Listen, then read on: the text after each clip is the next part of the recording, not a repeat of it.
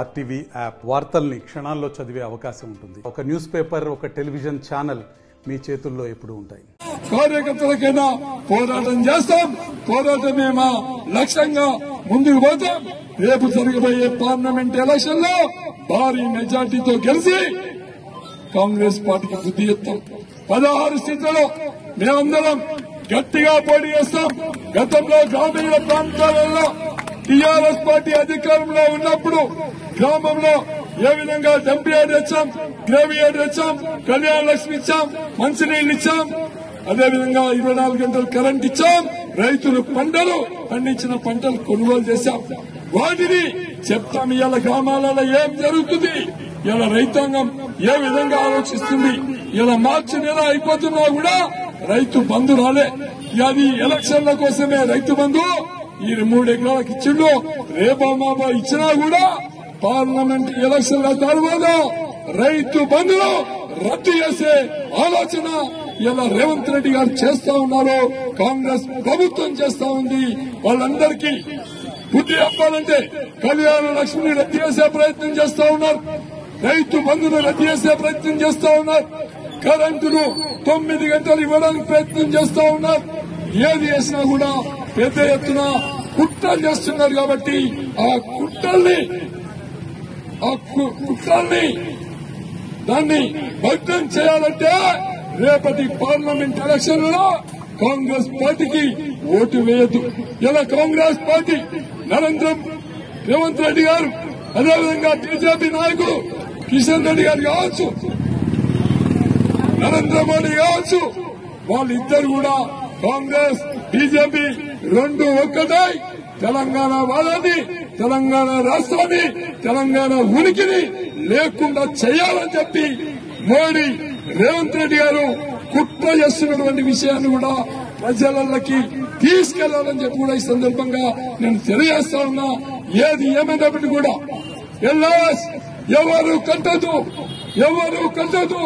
మీ LRS పక్షాన ఏ అధికారి వచ్చినా మాకు చెప్పండి, మీకు అండగా ఉంటాం, మీకు నీడగా ఉంటాం.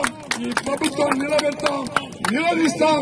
ప్రజల పక్షాన దాదాపు ఈ రాష్ట్రంలో ఉండే 20 లక్షల కుటుంబాలకి టీఆర్ఎస్ అండగా ఉంటుందని చెప్పి సందర్భంగా ఎల్ఆర్ఎస్ విషయంలో కాంగ్రెస్ పార్టీని నిలబెడతాం, నిలదీస్తాం.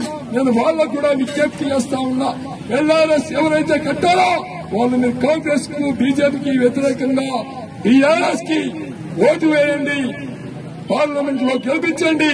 మేము పెద్ద ఎత్తున ఉద్యమం చేస్తాం, పోరాటం చేస్తాం, ప్రభుత్వం మెడలు వంచుతాం, ఎల్లారూ ఉచితంగా వచ్చే విధంగా చేస్తామని చెప్పి ఈ సందర్భంగా తెలియజేస్తా ఉన్నాం. నియోజకవర్గంలో ఒక నల్లన్న సాగర్ నిర్మాణం అయ్యేదా, కొండపోచమ్మ సాగర్ నిర్మాణం అయ్యేదా, ఒకసారి ఈ నియోజకవర్గంలో ఉండే ప్రతి బిడ్డ కూడా ఆలోచించాలని చెప్పి నేను విజ్ఞప్తి చేస్తా ఉన్నా. ఇలా మున్సిపాలిటీ గ్రౌండ్ లో ఉన్నాం మనం, మున్సిపాలిటీ ముందులో ఉన్నాం మనం.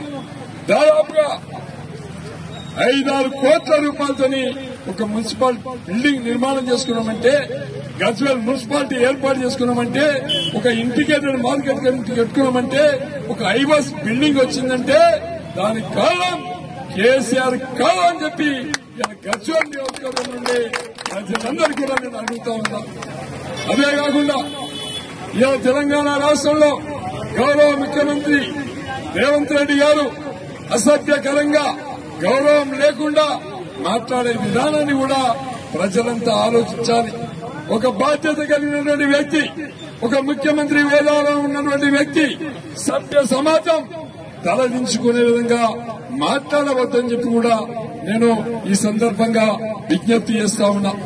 అదే కాకుండా అధికారంలో రాకముందు ఇచ్చినటువంటి హామీలు, చెప్పినటువంటి మాటలు, కేసీఆర్ గారి మీద మాట్లాడినటువంటి అభండాలు మీరు ఒక్కసారి మేము గుర్తు చేస్తాం.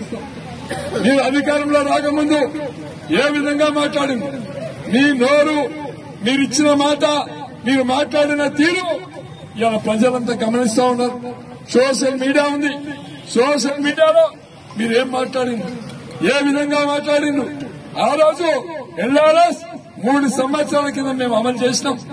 అమలు చేసినప్పుడు రేవంత్ రెడ్డి గారు ఏం మాట్లాడిండు, ఉత్తమ్ కుమార్ రెడ్డి గారు ఏం మాట్లాడిండో, భట్టి విక్రమార్క ఏం మాట్లాడిండో, సీతక్క ఏం మాట్లాడింది.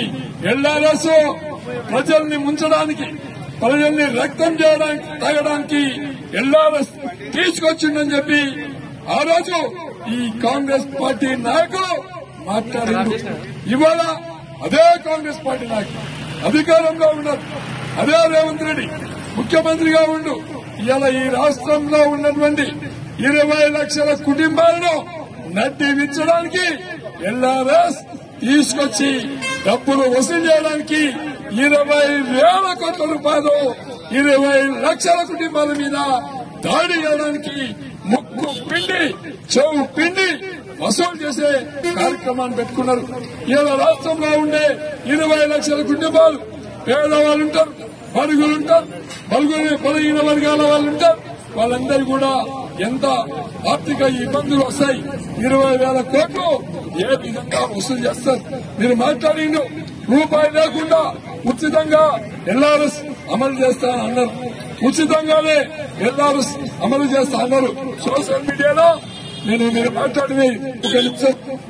మరిన్ని వీడియోస్ కోసం ఛానల్ ని సబ్స్క్రైబ్ చేయండి. లేటెస్ట్ అప్డేట్స్ కోసం వాట్సాప్ ఛానల్ ని ఫాలో చేయండి. అండ్ లింక్ డిస్క్రిప్షన్ లో ఉంది.